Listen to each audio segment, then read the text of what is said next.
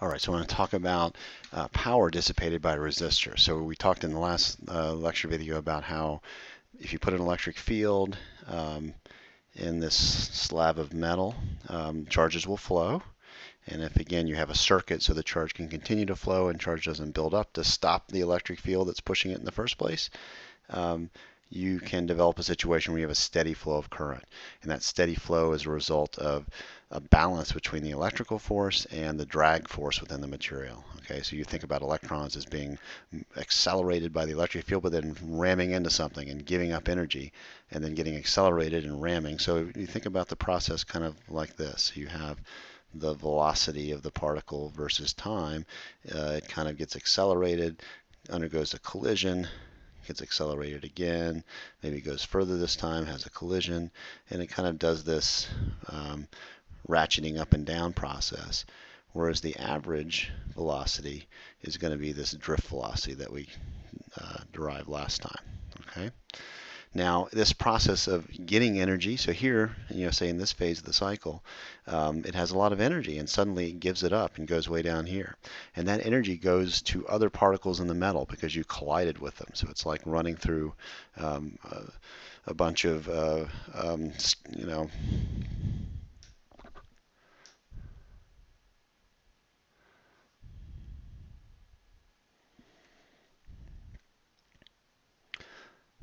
And so that energy that gets given up through the collision goes into the material, and it really shows up as heat. Okay, so you think about this as heating the metal by forcing this charge to flow through it.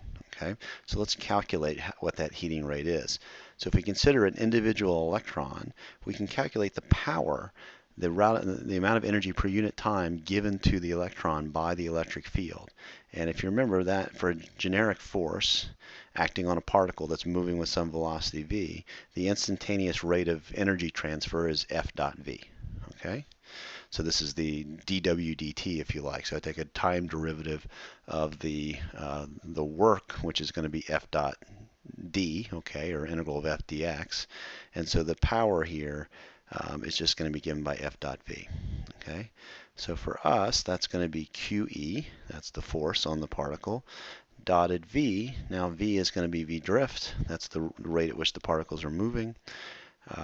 So this is the power for an individual electron. So if I want to look at the total power being put in, what I can do is multiply by the total number of electrons. And so the total power in the entire piece of metal will be the total number of electrons times Q times E times V drift. Okay? And I'm going to assume E and V drift are aligned, and so I don't need to worry about the vectors. And I can rewrite this. So the total number, big N, is the density of the particles times the volume.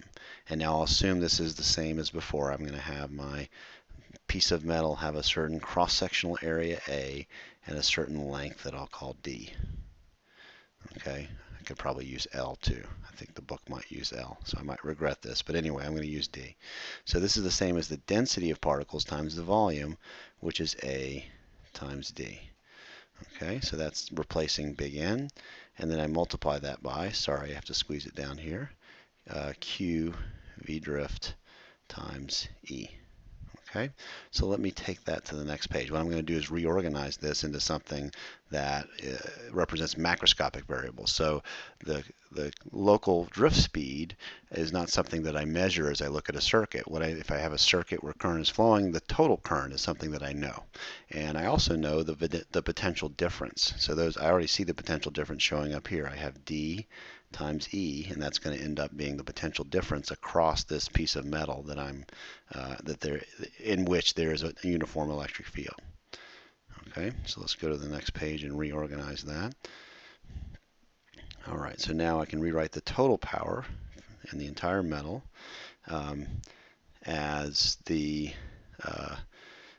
well, let me step back a second and write a different expression. So let me leave the A and the D together. This is the volume, okay, here. And that multiplies now N Q V drift times, and let me leave the dot product in. The reason I want to do that is I can write this as V times J dot E. Okay, so it turns out this expression, J dot E, is the power density generically for electric forces. So I can calculate the energy that's being injected into a system where there's a current flowing and an electric field present as J dot E, and that's the local, per unit volume power. And then I integrate that or multiply it by the volume to get the total power. Okay.